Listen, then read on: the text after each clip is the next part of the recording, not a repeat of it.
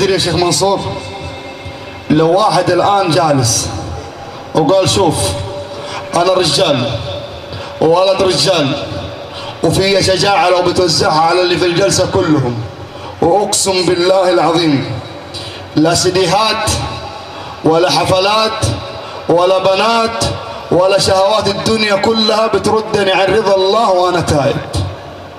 تدري لو واحد الآن أعلنها لله توبة بين يدي الله، تدري أنه قرر ماذا؟ قرر الذهاب إلى الله، وقال إني ذاهب إلى ربي سيهدين،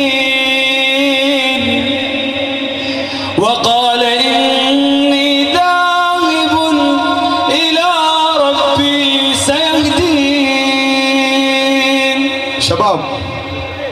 شباب، من الذي يريد الذهاب إلى الله في الدنيا قبل الآخرة؟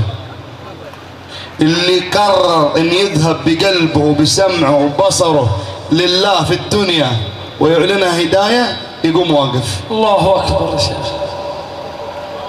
الله أكبر،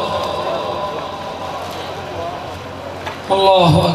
قرروا الذهاب إلى الله، ماذا بعد؟ وقال إني ذاهب إلى ربي سيهدين،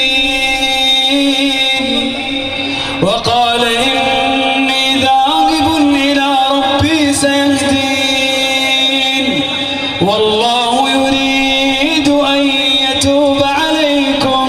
وقف.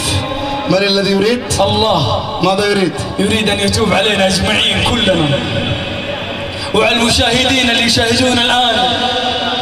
والله يريد أن يتوب عليكم، والله يريد أن يتوب عليكم، والله يريد أن يتوب عليكم، ويريد الذين يتبعون الشهوات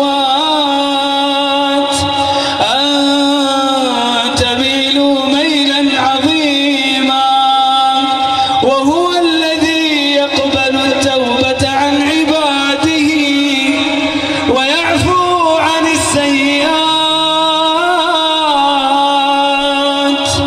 ويعلم ما تفعلون. من يريد أن يفرح الله بتوبته؟